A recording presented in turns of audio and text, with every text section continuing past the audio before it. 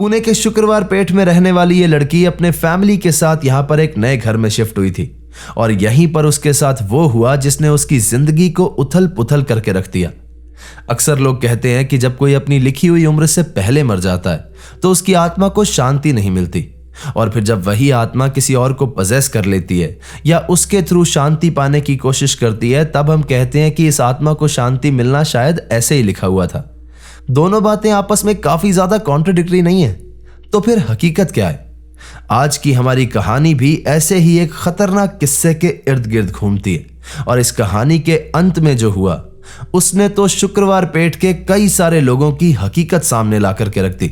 आज की हमारी इस कहानी में आगे बढ़ने से पहले एक छोटी सी रीत है जो पूरी कर लेते हैं। अगर आप पहली बार इस चैनल पे आए हैं और मुझसे कहानी सुन रहे हैं तो इस चैनल को सब्सक्राइब कर लीजिए।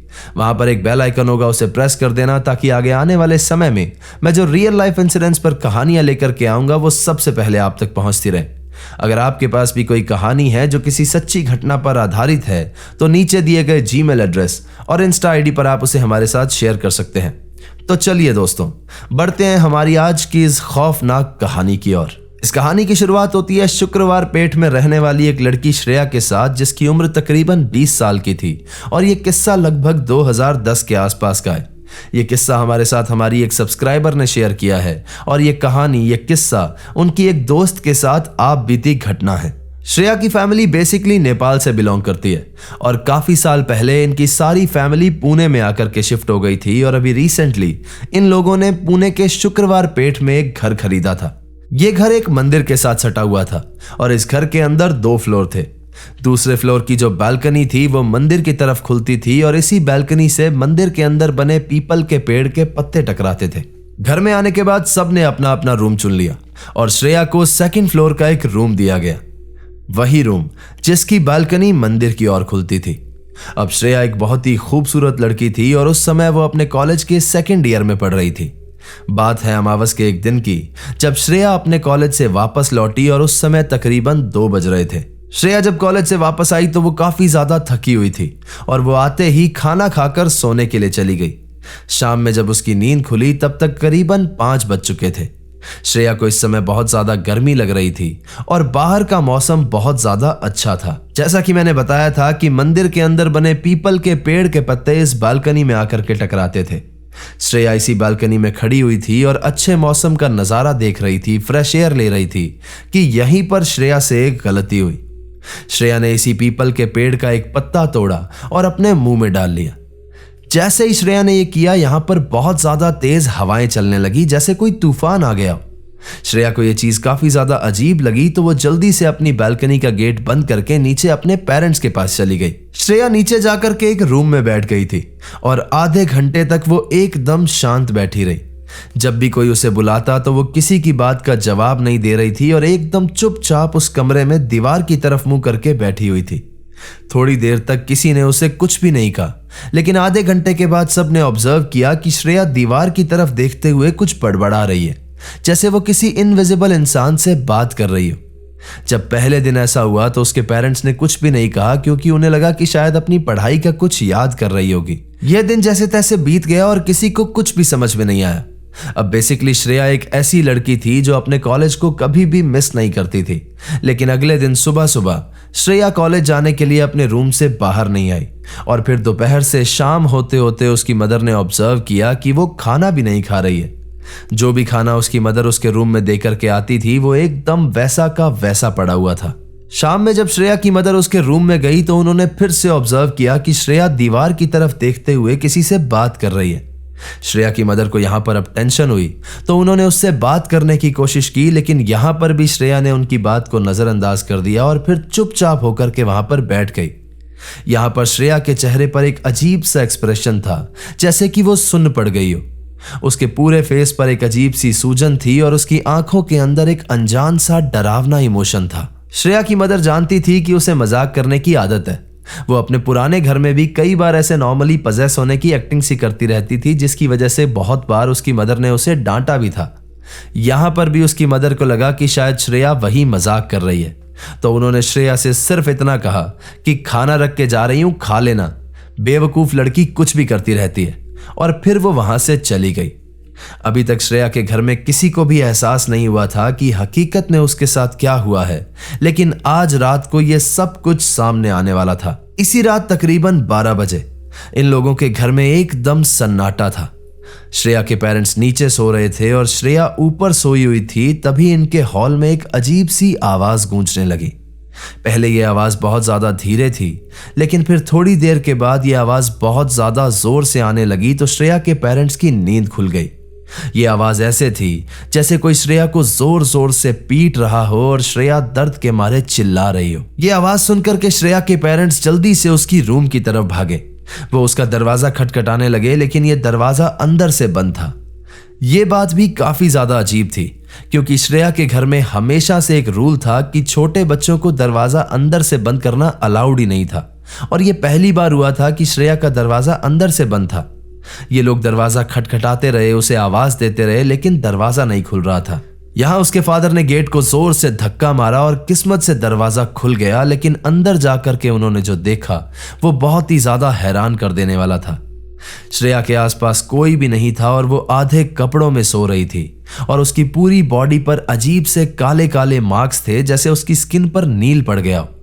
उसके पेरेंट्स ने जब उसे उठाया, उससे बात की तो वो एकदम नॉर्मली बिहेव कर रही थी, लेकिन उसका सिर्फ इतना कहना था कि उसकी पूरी बॉडी, उसका पेट बहुत ज्यादा दर्द कर रहा है। यहां पर श्रेया के पेरेंट्स ने उसे दवाई दी और फिर से सुला दिया। उन्हें लगा कि शायद श्रेया कोई बुरा सपना देख रही होगी, लेकिन उसकी बॉडी पर वो काले मार्क्स, वो जो नील उसकी स्किन पर पड़े हुए थे, वो जस्टिफाई नहीं हो रहे थे। ये उस पीपल वाले इंसिडेंट की दूसरी रात थी। अगले दिन सुबह सुबह उठते ही श्रेया की मदर उसके रूम में गई, लेकिन श्रेया अभी तक सो रही थी, इसीलिए उन्होंने उसे डिस्टर्ब करना सही नहीं समझा और वो चुपचाप नीचे की तरफ आने लगी। लेकिन तभी उनकी नजर श्रेया की उंगलियों की तरफ गई, जो कि पूरी तरह से लाल हो चुकी थी, जैसे ब्लड फ्लो फट करके उसकी उंगलियों से बाहर आना चाहता हो। श्रेया की मदर काफी ज्यादा घबरा गई और उन्होंने जाकर के उसके फादर से बात की। उसके फादर इस समय अपने ऑफिस के लिए लेट हो रहे थे, तो उन्होंने जाते हुए सिर्फ इतनी सी बात कही कि कोई बात नहीं, कभी कभी ब्लड फ्लो हो जाता है ज्यादा, ये कोई टेंशन की बात नहीं है। लेकिन श्रेया की मदर को यहां पर बिल्कुल भी तसल्ली नहीं हुई थी। अब श्रेया की मदर वैसे तो बहुत ज्यादा गुस्से वाले नेचर की हैं, लेकिन यहां पर वो काफी ज्यादा परेशान हो गई थी। उन्हें लग रहा था कि श्रेया ये जो कुछ भी कर रही है वो सब नाटक कर रही है।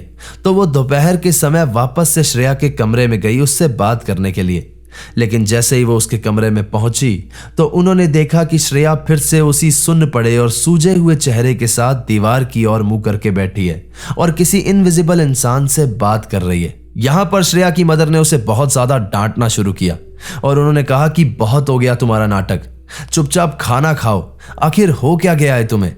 लेकिन सामने से पहली बार श्रेया ने अपनी मदर पर बहुत ज्यादा गुस्सा किया और कहा कि नहीं खाना मुझे ये खाना, ले जाओ इसे यहां से। सामने से उसकी मदर को इतना ज्यादा गुस्सा आया कि श्रेया की मदर ने उसे पीटना शुरू कर दिया। यहां पर एक और बहुत क्रीपी चीज हुई, जहां जहां पर उसकी मदर ने उसे मारा था उनकी खुद की बॉडी पर भी एग्जैक्ट उसी जगह पर अजीब से काले निशान होने लगे थे, लेकिन श्रेया की बॉडी पर उनके पीटने का कोई भी फर्क नहीं पड़ रहा था। 1-1.5 मिनट बाद जब उन्हें रियलाइज हुआ कि उनकी बॉडी पर काले निशान पड़ रहे हैं, उन्हें नील जैसा कुछ फील हो रहा था अपनी स्किन पर, तो उन्हें बहुत ज्यादा दर्द भी होने लगा था। अब यह घटना तीसरे दिन की दोपहर की है, मतलब श्रेया को खाना खाए अब 3 दिन हो चुके थे, लेकिन वो बिल्कुल तंदुरुस्त लग रही थी, जैसे वो कोई बहुत ही हेल्दी डाइट ले रही हो। श्रेया की मदर यहां से चली गई क्योंकि उनको खुद को काफी पेन होने लगा था और उन्हें खुद की तबीयत खराब होती हुई दिखाई दे रही थी। अब शाम को जब उसके फादर ऑफिस से वापस आए, उस समय श्रेया अपने कमरे में बैठी हुई थी। जैसे ही खाने का समय हुआ तो उसके फादर ने उसकी मदर से कहा कि जाओ श्रेया को बुला लाओ, मैं बात करता हूं उससे। किसी तरह से जब उसकी मदर उसे लेने गई तो वो साथ में बाहर आ गई और फिर जब उसके फादर उससे बात करने की कोशिश कर रहे थे तो वो हर बात का जवाब हाँ या ना में दे रही थी, अपनी गर्दन हिलाकर। और फिर उसके बात करते करते ही वो अपने रूम की तरफ जाने लगी। यहां पर उसके पेरेंट्स को भी बहुत ज्यादा गुस्सा आया, तो वो गुस्से में श्रेया के पीछे पीछे गए, लेकिन जैसे ही श्रेया अपने कमरे के पास पहुंची तो किसी ने श्रेया को जोर से अंदर खींचा, जैसे कोई अपनी तरफ खींच रहा हो, और फिर यहां पर श्रेया के कमरे का दरवाजा बंद हो गया। श्रेया के पेरेंट्स इस चीज को देखते ही रह गए, क्योंकि किसी इनविजिबल चीज ने श्रेया का हाथ पकड़ करके उसे अंदर खींचा था। यहां पर उसके पेरेंट्स एक बार के लिए समझ गए कि आखिर मसला क्या है। श्रेया के पेरेंट्स यहां पर बहुत ज्यादा डर गए। उन्होंने किसी तरह से कोशिश की कि श्रेया को अपने कमरे में सुला लें, लेकिन श्रेया साथ आने के लिए तैयार ही नहीं थी। इस रात भी फिर जैसे ही आधी रात हुई तो श्रेया के कमरे से बहुत जोर जोर से चिल्लाने की आवाजें आने लगी, और फिर से जब उसके पेरेंट्स उसके कमरे में पहुंचे तो वो उसी कंडीशन में लेटी हुई थी। अगले दिन सुबह यानी चौथे दिन श्रेया की हरकतें फिर वैसी थी। उसके पेरेंट्स भी उसकी सारी हरकतों को इग्नोर कर रहे थे, क्योंकि अभी तक वो किसी ऐसे इंसान की तलाश में लग गए थे जो उनकी मदद कर सके। अभी भी पिछले 3 दिन की तरह श्रेया ने कुछ भी नहीं खाया था और सब कुछ वैसा का वैसा था, सिवाय एक चीज को छोड़ करके। आज जब श्रेया अपने हॉल में बैठी हुई थी और उसके पेरेंट्स उसे ऑब्जर्व कर रहे थे तो सब कुछ एकदम ठीक चल रहा था। लेकिन अचानक से जैसे ही 7 बजे तो श्रेया दीवार की तरफ देखते हुए किसी से बात करने लगी। उसके बाद वो अपने सोफा से खड़ी हुई और चुपचाप अपने कमरे की तरफ जाने लगी। आज श्रेया को देख करके ऐसा लग रहा था कि जैसे कोई उसे अपनी गोद में उठा करके कमरे के अंदर लेकर के जा रहा हो, और श्रेया भी हंसी हंसी उसके साथ अंदर तक जा रही थी। श्रेया के साथ जो कुछ भी हो रहा था वो किसी भी पेरेंट्स के लिए विटनेस करना एक नर्क की फीलिंग जैसा था, क्योंकि अब तक ये बात क्लियर हो चुकी थी कि वो जो कोई भी एंटिटी उसके अंदर थी वो श्रेया के साथ फिजिकल होती थी। इस रात भी श्रेया के रूम से कुछ आवाजें आई और उसके पेरेंट्स जब उसके रूम तक पहुंचे तो सीन सेम था। बस आज जब उसके पेरेंट्स उससे बात कर रहे थे तो बात करते करते श्रेया अचानक से बेहोश हो गई, और उसके बाद जब वो होश में आई तो उसे कुछ भी याद नहीं था। यानी श्रेया की हालत अब बिगड़ती जा रही थी। अभी तक श्रेया के फादर ने हर जगह यह वर्ड फैला दिया था कि उन्हें एक ऐसे इंसान की जरूरत है जो पैरानॉर्मल चीजों में उनकी मदद कर सके। और फाइनली फिर किस्मत से इसी रात को उसके फादर को एक इंसान का कॉल आया जिसने उन्हें एक लामा का नंबर दिया जो उनकी मदद कर सकते थे। उसके फादर ने उन लामा को कॉल किया, सारी सिचुएशन समझाई और अगले दिन सुबह सुबह अपने घर पर बुला लिया। 5वें दिन वो लामा और उनके कुछ साथी घर पर आए, और उन्होंने जैसे ही श्रेया को देखा तो श्रेया को देखते ही वो समझ गए कि इसके अंदर किसी की आत्मा है।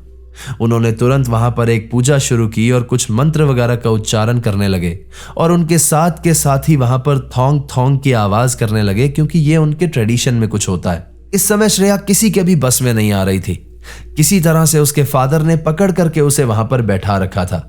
इसके बाद जब वो लामा वहां पर मंत्र पढ़ने लगे तो इधर से श्रेया जोर जोर से हंसने लगी और अजीब से एक्सप्रेशंस के साथ सारे घर वालों को देखने लगी। यहां पर श्रेया की आंखें एकदम लाल हो गई थी। उसका चेहरा एक अजीब से तरीके से फूल गया था और वो वहां से खड़े होने की कोशिश करने लगी थी।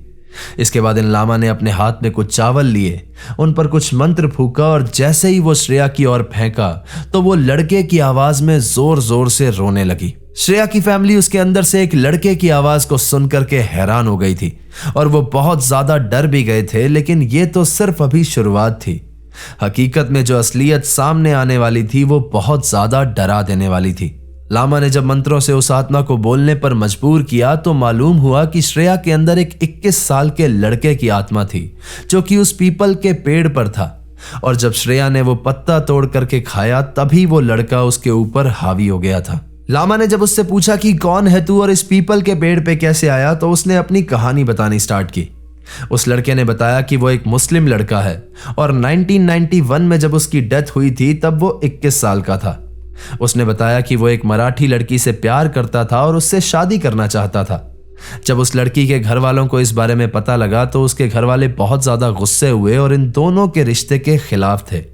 जब इन दोनों ने बहुत ज्यादा जिद की तो फाइनली उस लड़की के घर वाले मान गए, लेकिन ये इस लड़के के लिए एक ट्रैप था। उस लड़की के घर वालों ने झूठ बोला कि वो इस रिश्ते के लिए राजी हैं और इस लड़के को दावत के लिए अपने घर पे बुलाया। शुरू में सब लोग इससे बहुत ज्यादा प्यार से पेश आए, इसे खाना खिलाया, लेकिन फिर अचानक से इसे पीटने लगे और फिर इतना पीटा कि पीट पीट कर बाद में इसे जिंदा जला दिया और फिर इसी पीपल के पेड़ के नीचे उन्होंने इसे दफना दिया। और ज्यादा दुख की बात यह थी कि जब इसे दफनाया गया तब इसकी सांसें चल रही थी, इसे बचाया जा सकता था, यानी इस लड़के को जिंदा दफना दिया गया। उस लड़के ने यह भी बताया कि इसके घर में 2 बहनें हैं और ये अपने घर का इकलौता लड़का था। इसके बाद लामा ने इससे कहा कि तू श्रेया के शरीर को छोड़कर जाने का क्या लेगा, किस तरह से इसके शरीर को छोड़ेगा। तो उस लड़के ने कहा कि मैं मेरी माँ से मिलना चाहता हूँ, मेरी माँ से मुझे मिलवाओ, उसे बताओ कि मेरे साथ क्या हुआ था। लोगों ने यहाँ पर पूछा कि उसका घर कहाँ पर है, तो उसने बताया कि उसका घर महाराष्ट्र की ही एक सिटी पिंपरी में है। 4-5 लोग मिलकर के उसके घर पे गए और श्रेया को भी अपने साथ ले गए। वहां जाकर के उसकी मां को ढूंढा गया और फिर उन्हें पूरी बात बताई गई। उसकी मदर वहां पर जोर जोर से रोने लगी और सामने से श्रेया भी यहां पर बहुत ज्यादा रो रही थी। काफी देर तक ये सब कुछ चला। वो श्रेया को गले लगाती रही, बहुत ज्यादा रोती रही और फिर थोड़ी देर के बाद श्रेया अचानक से बेहोश हो गई और उस लड़के की आत्मा को शांति मिल गई। उसके बाद इस लड़के के घर वालों ने उस मराठी फैमिली के ऊपर केस किया या नहीं किया, या फिर पीपल को खोद करके उसके अवशेष निकाले या उसकी शांति के लिए कुछ किया या नहीं किया, इस पर हमारे पास कोई भी अपडेट नहीं है। लेकिन मुझे लगता है कि यह केस पुलिस में गया होगा और इसके बारे में आगे छानबीन भी हुई होगी। सिर्फ एक छोटी सी गलती इन दोनों की। श्रेया की गलती यह कि उसने अपनी बालकनी में खड़े होकर के उस पीपल के पत्ते को तोड़ करके खा लिया। वैसे आप लोगों ने शायद सुना होगा कि जहां पर भी पीपल के पेड़ की छाया पड़ती है या जो भी मंदिर के साथ चिपकता हुआ घर होता है, वहां पर अक्सर कहते हैं कि कोई ना कोई ऐसी पैरानॉर्मल प्रॉब्लम जरूर होती है। ये मैंने सुना है। आप लोगों को इसके बारे में क्या लगता है मुझे कमेंट में जरूर बता सकते हो सकता है कि मैं गलत जानता हूं या आप गलत जानते हो, तो हमारे कमेंट्स के अंदर हम ये चीज क्लियर कर लेंगे। गलती उस लड़के की यह थी कि उसने मोहब्बत करने की गलती कर ली और दोनों के एक डिसीजन ने उनकी जिंदगी को हमेशा हमेशा के लिए बदल करके रख दिया। तो ये थी आज की कहानी दोस्तों। कहानी आपको कैसे लगी मुझे कमेंट करके जरूर बताइएगा और अगर आपको वीडियो पसंद आई है तो इसे लाइक कर दें, हाइप कर दें और अपने कमजोर दिल वाले दोस्तों के साथ शेयर कर दें। चैनल अगर अभी तक सब्सक्राइब नहीं किया है तो इसे सब्सक्राइब कर लो। वहां पर एक बेल आइकन होगा, उसे प्रेस कर देना ताकि आगे आने वाले समय में मैं जो रियल लाइफ इंसिडेंट्स पर कहानियां लेकर के आऊंगा वो सबसे पहले आप तक पहुंचती रहे। अगर आपके पास भी ऐसी कोई कहानी है जो किसी सत्य घटना पर आधारित है तो नीचे दिए गए जीमेल एड्रेस और इंस्टा आईडी पर आप उसे हमारे साथ शेयर कर सकते हैं। तो चलिए दोस्तों, अपना ख्याल रखिए, खुश रहिए, हंसते खेलते रहिए। मिलते हैं अगली बार ऐसी ही किसी खौफनाक कहानी के साथ। सायोनारा। हर हर महादेव।